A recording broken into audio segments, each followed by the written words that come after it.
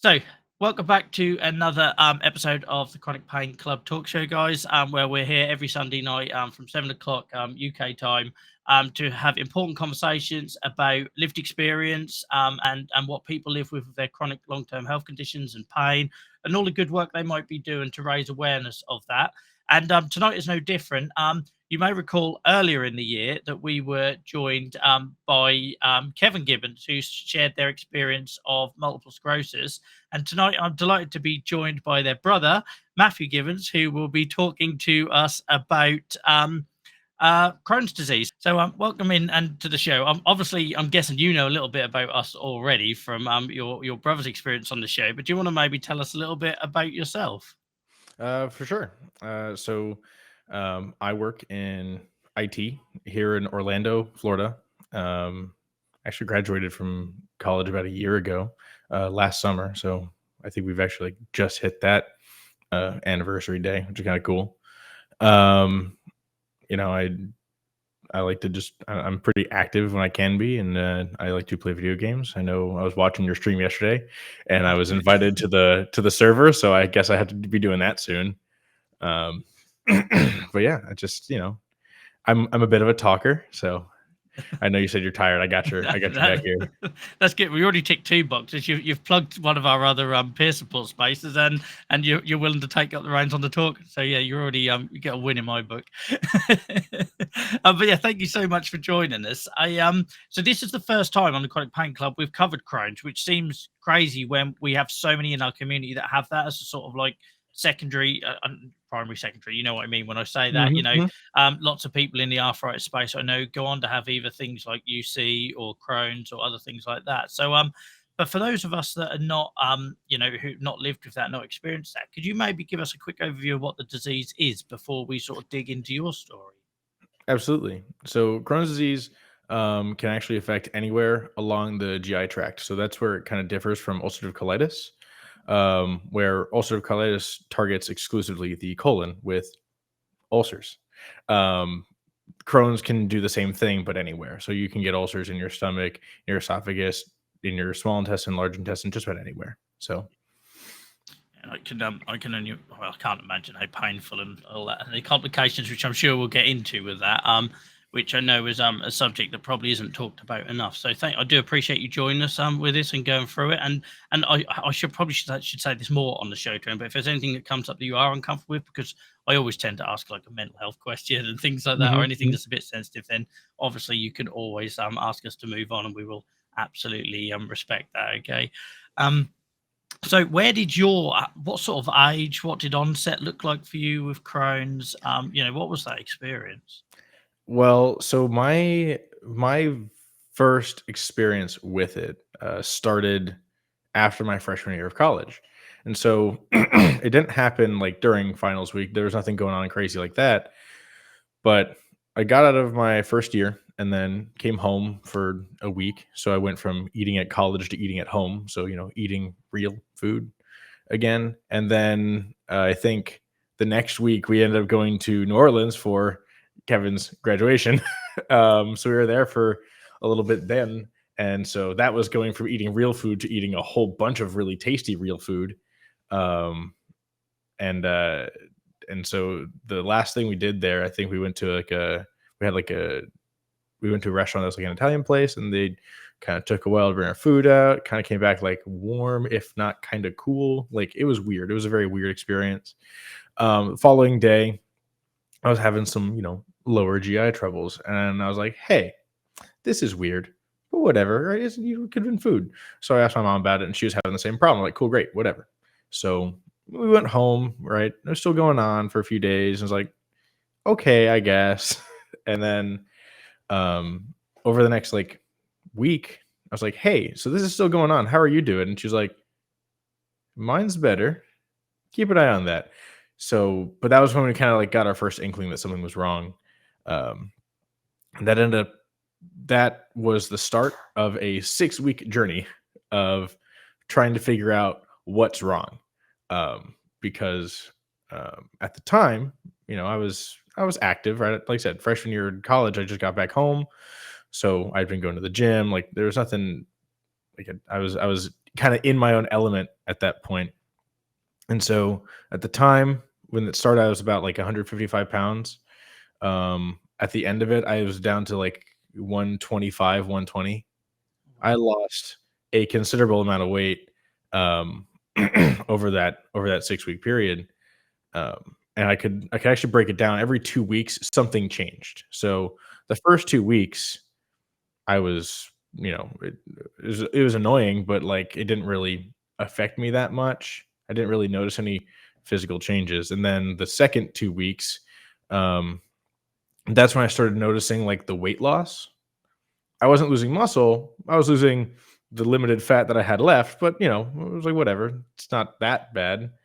And then that last 2 weeks, I was just tired. I couldn't go and be active like I liked because I had come back from that graduation and was going to my high school's track practices because my sprint coach let me.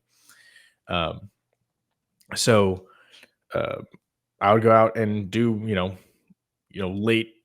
late season sprint workouts without too much trouble, minus the risky bowel issues that could happen. So like nothing serious happened, but it did start getting challenging um when I was like first going through those first 2 weeks. But by those last 2 weeks, I had lost weight. I was noticeably thinner and lighter, and I didn't want to like go out and do stuff. I was much more, not necessarily bedridden, but certainly homebound. I was going to sit down. I was going to play video games. I didn't want to go and do anything because being active was hard.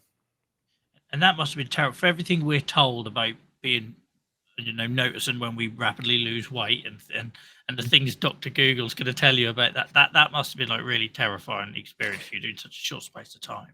It was very weird, especially I was like 19 years old. I was very young for my diagnosis from what my doctor told me. There were a few things that were a saving grace. It was very strange what things did it. One night we had spaghetti, and I was like, I mean, I don't care. I'm going for it because my mom makes the best spaghetti ever. So I ate like 2 pounds of spaghetti, and then for like 24 hours, nothing.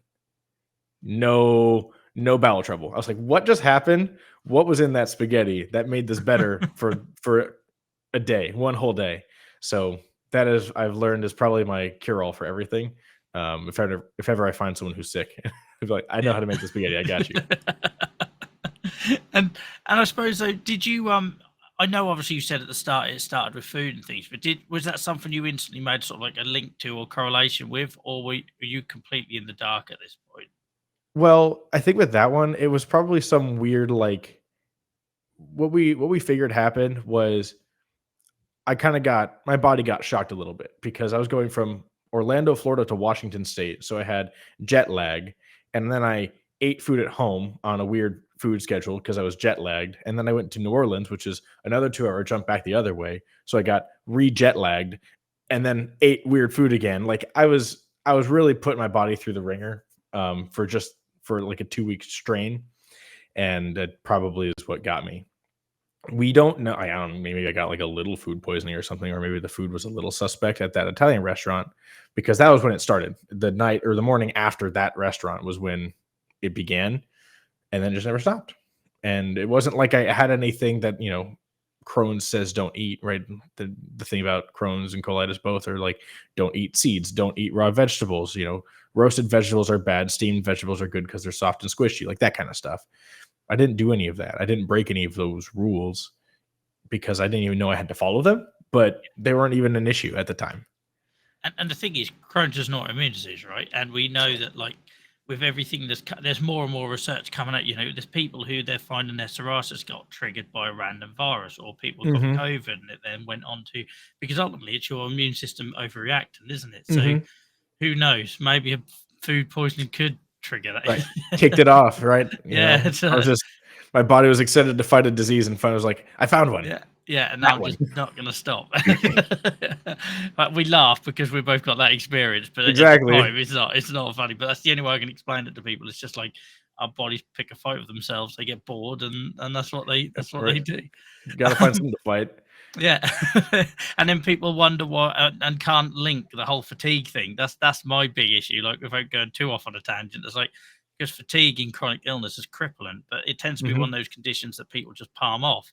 But they don't understand the biological processes that are going on that are exhausting you. It's not that you just feel a bit tired; it's that Right, everything's going on under the your surface, body's isn't it? falling apart from the inside. Yes, yeah, by just like fighting itself.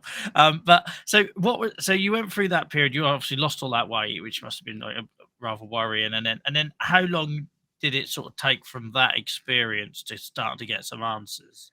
Or what did that next bit Um, look like, I suppose? so it was 6 weeks because by the end, like, the end of that 6 weeks was, I had started going to a GI doctor, and we'd gone through all Oh, the okay. things, right? All the blood tests, all the, the best part ever, the stool samples, not the best part.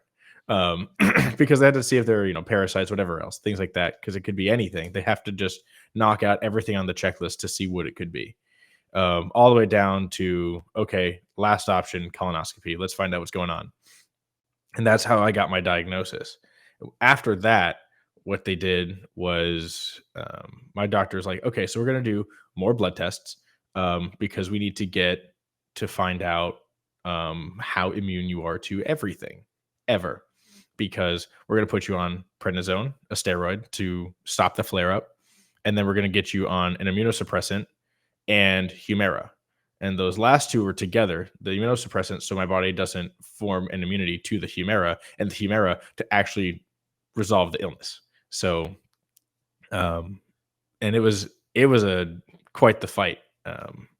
Those the For that last part, because we had to get some pre-approvals. I had to get the shingles vaccine at 19 years old, which had just been, the Shingrix vaccine thing had been just coming out here in the States, and people were talking about it, and it was a huge deal because, it was for people over 55, people who were at risk of getting shingles because they had chickenpox.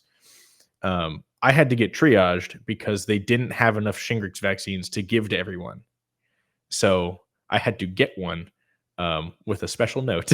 uh, and I only got one of the two because it was a series, and I didn't actually finish the series. So, you know, but for its purpose, I'm sure it did fine. I haven't gotten shingles, Yeah, that's good. but but it was a lot of getting revaccinated. Lots of boosters, and I think one of them was like Hep C. Like Yeah. it was quite a lot of blood draws. Fortunately, most of them were after my first colonoscopy, so I was still blasted loopy, from the anesthetic. I've Now, actually had a couple of those, and I called my mum after one, and she still to this day says the most bizarre phone call she's ever had. it's Because I was well, just talking rubbish. I ended up going. So after the blood draws, me and my mom went to IHOP. I was like, no, no, no, I can order this food. And like you could tell, like they didn't have a waiter, they had the manager waiting on our table because I come in pajamas at like 11. Like it was clearly like something was going on, and it probably took me like 3 minutes or more to order my food. I ordered so much stuff. I like half remember eating any of it. It was great. Yeah. Very good post colonoscopy food is IHOP. Yeah. Yeah, I remember being very hungry afterwards as well. Mhm. But you talked about like the biologics. I'm on Humira as well, and that people don't see that side of it, do they? They don't see the all the vaccination stuff, the pneumonia jabs, the Mhm. test, and the annual flu jabs, and all this stuff. Because I had to confront a lot of this during the pandemic, where people couldn't see how a guy in his 30s was in the high risk group, and for those Mhm. reasons. And I suppose with yours moves really quickly. Which on this we joke on this show, we get a lot of people who like have 7, 8 year diagnosis journeys. Right. Yours obviously moves really quickly, so that must have also been a lot to take in because you've got the condition and the diagnosis, and then obviously the severity of the treatment as well. Yeah, so my girlfriend at the time, she actually had a pretty hard time with it because she had suggested, like, she was asking me to, like, what does she need to do to help? There really isn't anything anyone really could have done. Like, we were just all we were doing, the people who could help were doctors, and they were doing everything they could, right? It was just about waiting to find out what we got. It wasn't like there really wasn't a whole lot to do, you know? We had to, it was essentially stop being active because that is not helping right now. Yeah. Um, so it did. It was a little bit surprising, like I said, but especially losing all that weight because the problem I had is after that summer I went back to school, of course, and um, and I was in the marching band. So, and I wasn't just in the marching band playing some, I wasn't playing like a trumpet, something light and easy to hold on to. No, I have elected to be playing the tuba and the sousaphone. If you Okay. haven't seen a sousaphone, I haven't you seen a wear it. sousaphone. You No. wear it around your body. It's a marching tuba, and it sits entirely on your left shoulder, almost Okay. exclusively. It's like 35 pounds.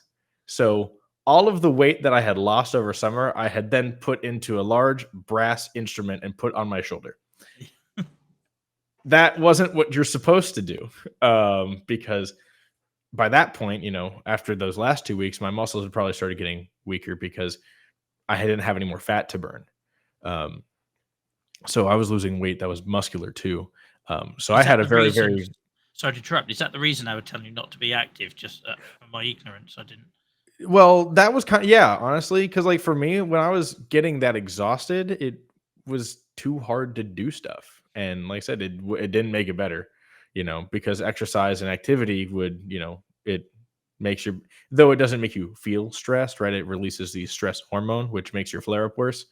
Yeah. Um, so, but like I had a very challenging band camp that year because all of the muscle mass that I had gained from the previous year marching was gone, minus some. It was even worse. So And how was that like for you? You said like your partner at the time was like struggled. That must be really hard for you to get your head around as well. All of those changes and everything. it it was very weird. Like it was a hard thing to. It's strange to have someone pressure to help. Does that make sense? Yeah. Because and like I don't hold any, there's no like grudge about that. Like I get it. I understand what was trying to happen, but there was a push to say, "How can I help?" And it's like, I don't have an answer. Yeah. There was no answer to that question, and that was very challenging because I felt, unhelpful, and also separately a little helpless. I couldn't do anything myself except for eat more spaghetti, I guess. But like, there wasn't really much that could happen. Yeah, and it is hard. Like as somebody that flares and remisses as well, people underestimate that. You know, like I go periods of my life where I'm like massively independent and Hmm. sporty and athletic, and then that suddenly all comes crumbling down. And obviously, those around you want to help, but when you're in that place, you're so frustrated and mentally like damaged. I can't think of a better Right. word. It's like sometimes people doing that can feel quite like smothering. So like I'll always tell people like just ask me what I need. Don't offer stuff. Don't assume. Don't try and do Right. things for me because you're just gonna dent my pride more. So just like say like every day like what do you need me to do? And then I can say nothing or I can say actually could you just do X, Y, and Z? Do you know what I mean? But it's a Right. really Right. hard skill to master, isn't it? Hmm. And it is one we I'm trying to get have we're gonna have a caregivers show on this on the Chronic Pain Club as well because I think it'd be really important one to ask those folks about as well. Like 'cause it must be really difficult on the other side of the table as well for when all these changes take place. Absolutely. So you got the treatment and everything, and how did you see a fairly quick you know return from that, or what challenges did you face with that? So that's actually pretty interesting. The prednisone absolutely stopped the flare up, which is what it was supposed to do. Um, and so I was able to start like gaining some weight again. Like I said, I think by the time I got to band camp, I was like 125. So I wasn't back yet, but we were getting there. One of the things that I noticed that was very strange was I had a newly developed lactose intolerance for like a few months. Like, Okay. which was really weird, very weird, because that's gone now. I have no idea where it came from. Other than, Crohn's was like, "Ooh." So, it just Yeah. just wanted to make something weird. Um, so, my And that mom is and I. I've never actually got any answers to that, but like, I find I have a lot worse allergies when I'm flaring. So like Yeah. my animal allergy will be worse when I'm flaring. I have no idea what the science is behind that, or if it's even a thing. It's just something that happens to me. So Maybe that's I something would similar. right. I would figure that has to do because I would imagine all it is, right? It's just an immune response, right? Yeah, So lactose intolerance, animal allergy, all immune responses, and if you're having a flare up, your immune system's still just going. So like, it must be that, right? yeah, that's But it was very, very strange. And so my mom and I went and started looking to try, dairy-free ice cream because let's find one. And I saw an ad for Haagen-Dazs, and because your phone listens to you and all that. I was like, great, perfect. So turns out, if ever you're looking for dairy-free ice cream, Haagen-Dazs is the best one. okay. Well, I'll bear that in So mind. a little note for you there, For because the I next tried a time my lot. immune system sideswipes me. Yeah, right. with It says lactose intolerance. I just can't believe like how well obviously in reality it might be slightly different, but it's so rapid. We're so used to like slow burn. Sometimes onset stuff will be rapid, but then the Mhm. diagnosis and the treatment, I don't know. I'm just really impressed that you got answers quite quickly. You had everything thrown at it, but that also must have been so hard to process because everything's turbocharged. Well, I think yes, because it was a lot. There was a lot of doctor visits, like I said, and lots of blood draws and things like that. Getting referrals to new doctors, right? That's how I got to the GI doc, right? All that kind of stuff. Um, I have a feeling though, it was because they were like every time you go to the doctor, they weigh you. I was Ah, going to the okay. doctor a lot. They were keeping track of my weight too, and they were noticing problems because most of the time in a like if you're having that issue, right? I think the way the primary care doc called it was like acute diarrheal something or other, which, that's essentially not necessarily dysentery, but pretty much. Yeah. That was the problem. I was losing weight and water too fast. So I think the reason it had to go fast is because it was a very risky situation to be in. That's it could kill people if it doesn't get diagnosed technically. Because if it never stops, it never stops. You just keep losing weight. Um, but that I would imagine is part of the reason it had to go so fast. Yeah. Because when you have something like that, it's critical. Yeah, and the thing is, I suppose that's why I'm looking at it with like arthritis glasses on, because Mhm. like ours tends to be a very slow burn kind of world. But then every now and then in that immune sort of field, same with like lupus and things like that, obviously things get a lot more serious, don't they? So yeah, I probably Yeah. hadn't appreciated how quickly you were like, if you're not getting what you need, then obviously Yeah. that You're becomes in some dangerous trouble. quite quickly. Yeah. Yeah. Yeah. Yeah. So those in terms of like the biologics and stuff, was that a sort of fairly quick? Did that help, or was there sort of some confusion early on because they threw you on all this stuff that what was steroid, what was Humira, Um, etc. it was it was a bit challenging at first. Like the prednisone and the immunosuppressant weren't the bad parts. And in fact, I think I stopped the immunosuppressant pretty quick. Or maybe the second one, something like that, because I started getting an itchy throat, and my doctor was like, "Stop taking it." Yeah. So I was like, "All right, cool, no problem." Um, but with Humira, as you probably recall, the loading doses. The first one is those, 4 injections, and then the second one is 2. And I started that, before they had was it the citrate free pens? Yeah, that was horrible. I started getting stung by a wasp Those every were single week. It was those horrible. like, I got to the point in college when I was like, I had gotten to the point where I was dreading my injection because it hurt so much. Yeah. Even if I let it sit out and warm all the way up to room temperature and all of that, it didn't matter. It just burned. And so Yeah, when they had it the was horrible. Like yeah. I someone I'd self-injected me for Trexates like since I was young, and so Mhm. I was used to drawing up needles and I have a pen that does it all for me, and yet I started developing a fear because that you knew that sting was just Right. It's inevitable, just wasn't it? gonna hurt again, Yeah, like, every time. yeah. But yeah, citrate. Somebody said in chat, citrate thing is free is a thing. It certainly is. They got rid of it in Humira about 2 years ago, but all the biosimilars, unfortunately, folks, for anyone watching this at the moment, is a lot of those still contain it. So unfortunately, that's why some of you may be still experiencing that sting. I Sorry, know. Matthew, I digress, but it's not No, fun. it's fine. I was looking at those chats too. I'm like, "Oh, man, is that a rare thing? Oh, no." Mm. Um, Yeah, but yeah, they that was did. I had a horrible bit of luck where just as Humira got rid of it, I got switched to a biosimilar temporarily that still had it. I was like, really? Of course you did.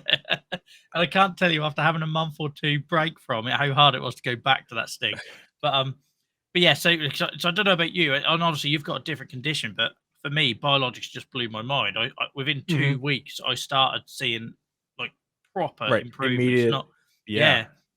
And That. how did you process that? Because I started thinking I was imagining it, or it was a fake, or I thought placebo. I didn't know what it was. It just blew my mind. I actually did a little bit looking into it because it was so interesting to me that they had a medication that just makes your immune system stop being so ridiculous. I was like, oh, so my immune system has gone from above average to average now. So now I won't fight myself. I'll fight regular things probably.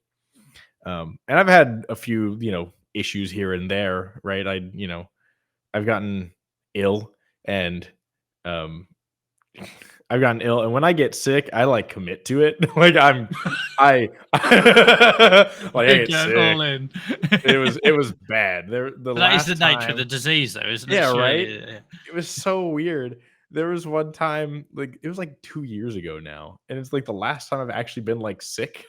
So, like I said, I committed to it, and we're good for a couple of years, I guess. I got like a stomach bug and strep throat at the same time. Oh, nice. Oh, dude, I was falling apart. It's terrible. Um, and that was actually the last time, Jarrett, who's in chat, that was the last time he was my roommate. So in the time that we were roommates to the time we're now roommates again, I haven't been sick since then, which is Oh, very that's strange. awesome. That's Um, awesome. Especially like, but do you? So I'm guessing you don't get like infections from the biologics or anything like that. nothing really. No, Awesome. I didn't have any issues really with my starting Humira, other than like I said, the pain from the injection and hating that. Um, I didn't really get it. I didn't get sick from starting it. I did actually send some emails to I did send some emails to my directors because it's like, hey, here's what's going on. I will be extra immunosuppressed now. So I got to be extra careful during band camp this year. They said, all right, cool. Just checking. I just had to let them know. Um, but I didn't really have anything start up because of my injections. And I think that was partially because of my physician at the time. He did a very good job of keeping track of all of my titers and making sure everything was well immune, because that is how people get sick after they start Humira. A lot of times, the Hep C one was a big one because that'll just show up out of nowhere and people get hepatitis C and then get very sick. So we knocked that out before I started anything. People seem to get quite offended if my inbox has anything to go by about why all those tests are done. Like, what they accuse me of. I say, no, I don't think you realise how the drug works. Go and Google it some more, Right. because There's it a literally is reason gonna, they need to know. it's going to dig out, because it's like pneumonia. Many of us get exposed to pneumonia, but you have to actually sort of be vulnerable and in a place where it can become a problem. And yeah, Mhm. and unfortunately, I don't know what it's like in the US, but in the UK, we're really bad at that. We'll say to somebody, right, you've got this, take this drug, and they don't explain what it's for or why you have to have the blood test or how important they are, and Mhm. and then they wonder why people don't adhere to it or they don't toe the line because they're not informed and educated on the risks. Right, right. I know, you know, I occasionally frequent um X, formerly known as Twitter. Um bec- I refuse to because call it eggs. that is not the best thing ever. Um because every now and again you'll see those tweets about people saying, "Hey, be your own advocate in your healthcare," which is a very good point. If someone doesn't tell you why you need to take it, ask, Yeah, because they'll tell you. And if they don't, keep asking. Just yeah. keep bothering them. They aren't going to leave the room. They're No, they are truly a captive audience until they make sure that like what to do and that you're going to be taking your medication. yeah, Um, so that's my argument is absolutely say why, yeah, because I ask questions at doctors' offices all the time, and yeah, I can tell sometimes it bothers them, but I ask questions because I'm curious and I want answers. Yeah. And And I'll say to people as well, like, you don't, like, because I think people hear the word like advocate or advocate for themselves and think they have to Mhm. like be doing some grand gestury thing. So no, literally, it's just asking questions, Right, feeling just ask the question. empowered. Yeah, feeling empowered to be involved in your own care. Because if you don't know, so one of the big issues we get in the autoimmune world is like people want to rush to biologics and they get frustrated because they see on social media everyone doing their biologics injections, and they Mhm. don't understand why they're stuck on an oral systemic further Right, down the right. road. But if they haven't asked the questions to understand what they're trying to achieve and what hoops they have to go through, and especially here in the NHS, what financial gates you have to go through, Mhm. do you know what I mean? It's like, but if you don't ask those questions and you just are a passenger, then it's going to be a very frustrating experience, isn't it? Yeah. Well, and like, we fought with insurance when I had to get on Humira, and every time we have ever changed insurances, we have to fight about why do I have to wait 2 months to get, my next specialty pharmacy, and why do I have to wait for this to get pre-approved, right? Yeah. I needed it before, I still need it. Like, it's still a problem. It didn't go away because, as we all know, Crohn's is not a thing that gets cured. That's not how that works. So No, it's despite it's a whatever very weird nonsense you fight. read on Instagram. Yeah, right. It's such a weird fight, those prior authorizations, because it shouldn't be that hard. If I was taking it before, I probably still need it now. Like, it's not going anywhere. Every time we have someone come on the States and talk about that side of the insurance thing, I just think I wouldn't have the energy to last 5 minutes in that environment. I'd need It's somebody else advocating for me on that one, I think. Yeah, it's special. All right. That's a special time. I haven't had to do it myself yet. Let's see, was it 26 is when I have to get my own insurance? I'll be Okay. waiting until I'm 26, Yeah. which is we're actually just about a year away. I don't want to think about it. Yeah, no. So we'll move on from that Yeah, sort of right. Oh subject. no. So things obviously started to improve. Did you then? I suppose did you have to? You must have had to make like life changes and things and adapt to living with the condition, or did the medication work and you just carried on till the next flare? How did that sort of look for you? Actually, the medications worked very, very well. So I haven't had a flare up since my first one because of Oh, Humira. amazing, Yeah, amazing. it's pretty stellar. So I've been able to, you know, though you're not supposed to eat seeds and, crunchy vegetables and all those things, I still do, and I still can. I don't eat corn, but that's because I don't. That one does get me for some reason, and I was like, does that get everyone? And some people say yes, and some people say no.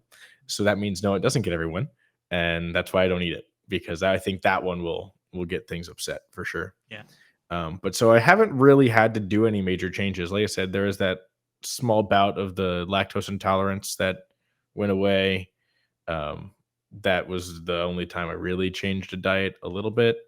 Um, but most of the time, it's pretty steady. I can kind of coast, and I don't have to worry about it too much, which is very That's fortunate. yeah, that's awesome, and that's also nice to hear that on a Sunday night because Yeah. we really don't. It tends to be a bit of a, like somebody trying to climb a mountain range of ups and downs and things like that. So yeah, it's nice to hear that that's stabilized and yeah, and you're just going on. So I suppose now feels like we should probably sort of double down on that for to give people some Mhm. hope that are listening and everything, and hopefully do find the right combination. So I suppose so. Are you still doing sort of like the athletic stuff? Are you still sort of active and them sort of So things? that is actually one of the biggest challenges that I've been facing, because I have an office job. So much fun. Because that's what IT work is. I'm on site IT, so I have to be at an office for 8 hours a day.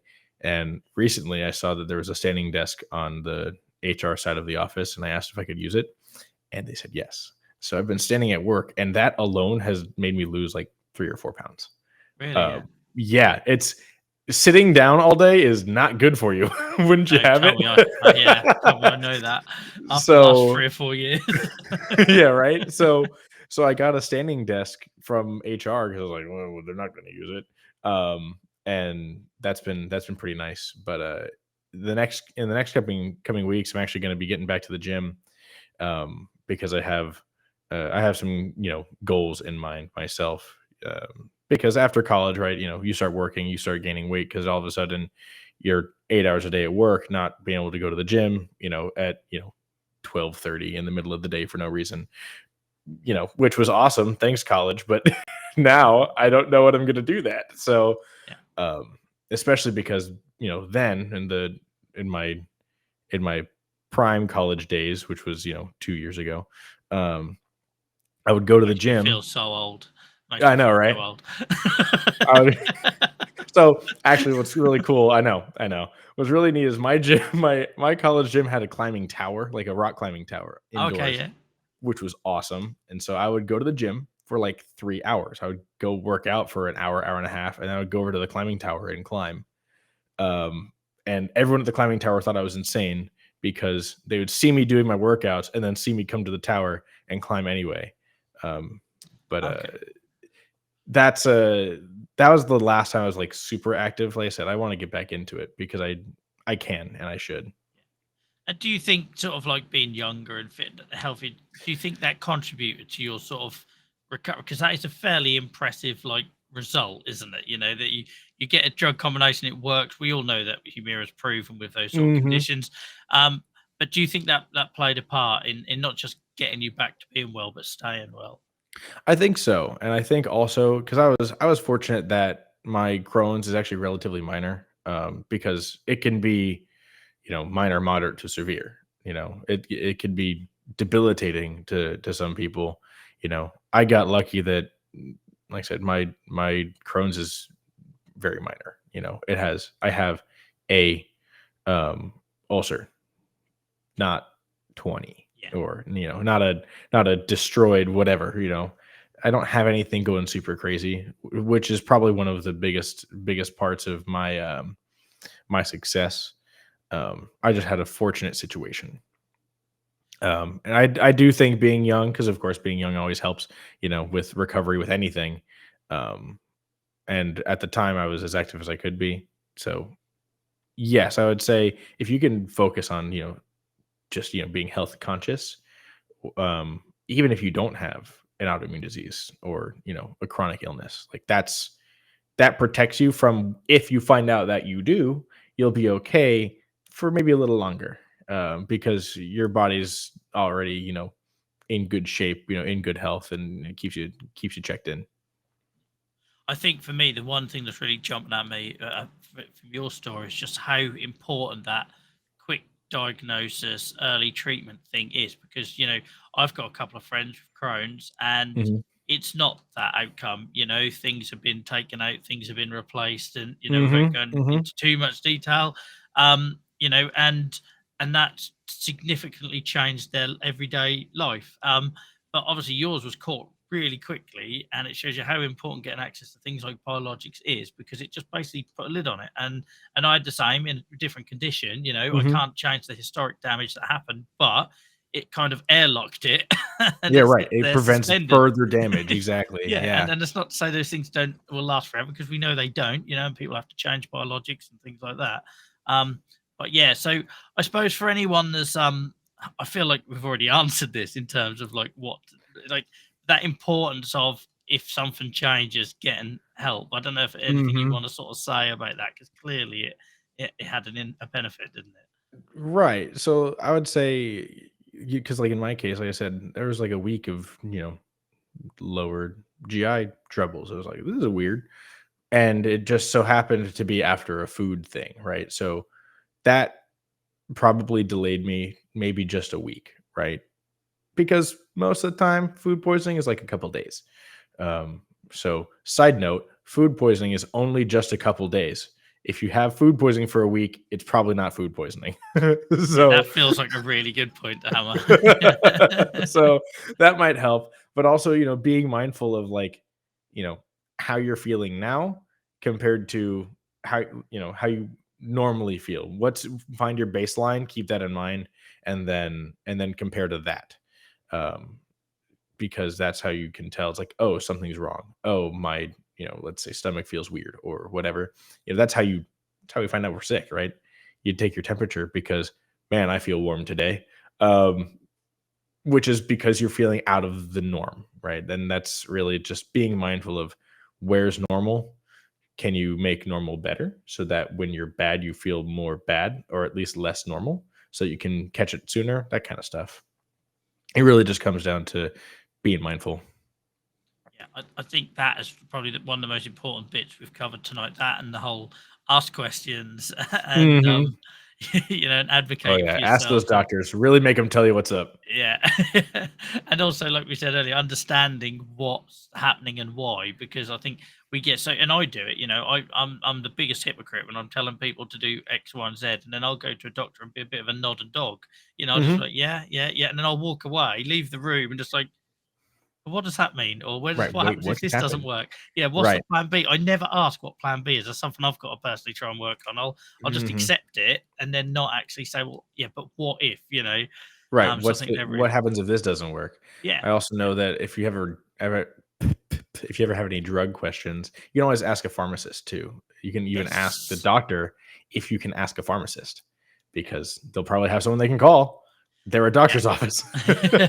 Yeah, we have a resident pharmacist, Dr. Ashley Perkins, has joined us twice. It's probably due to get her back again, and she would be the first. She'd be celebrating that point right there. She'd be whooping and everything because yeah, she's always trying to make the point that look, we are medical professionals too.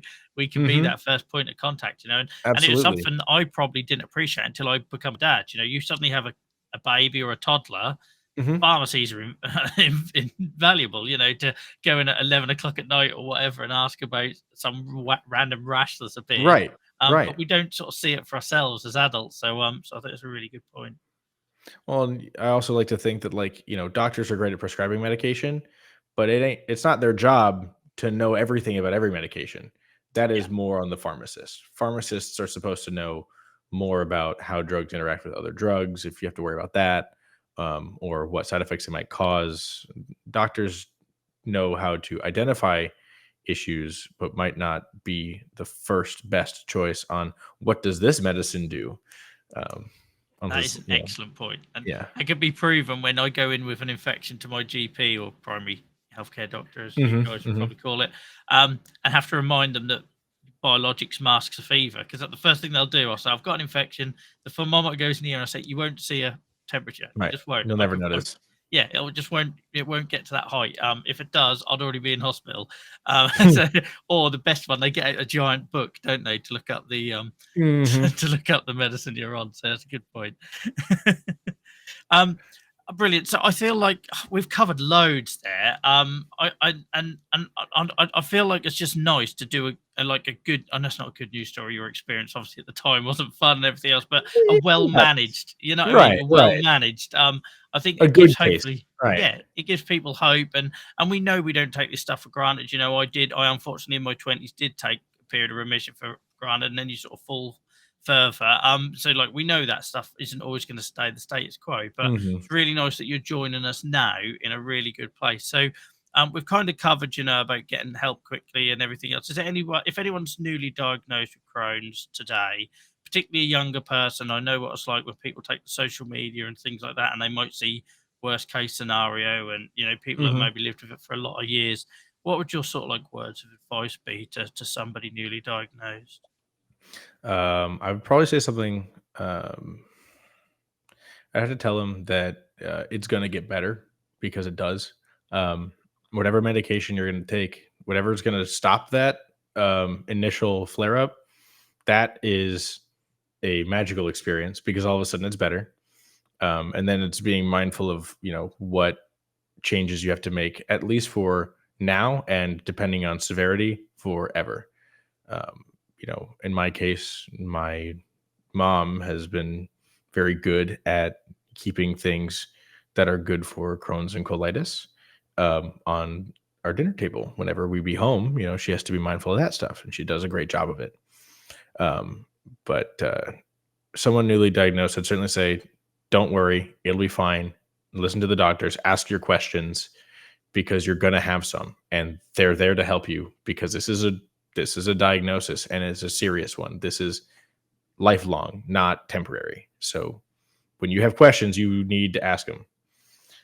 That way, you'll be informed of your own disease too, because not everyone is, and in fact, most people aren't. Because I know you mentioned, Joel, I know you mentioned the COVID situation. a lot of people, a lot of people came out of the woodworks being very upset at people with autoimmune diseases for no reason. Um, Yeah, Apparently, you just get surprise targeted for whenever yeah, there's a pandemic, I guess. yeah. Um, Nobody so saw us when we're just getting on with our lives, trying to sort of exactly, battle because we these can kind of things. chill. But yeah, But all the instant someone who's 20 is part of the part of the at risk community, they're like, no, you're not. That's a lie. Nothing looks nothing looks wrong.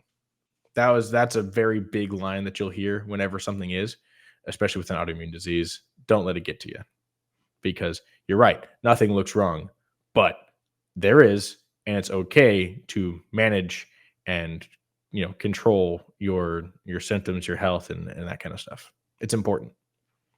beautifully articulated. So thank you so much. I feel like I need to clip that last little bit for anyone to see that on YouTube as well in the future. So I will grab that at some point. Right, I will let you go and enjoy the sunshine. Matthew, thank you so much for joining us. Thank you for articulating all of that so beautifully.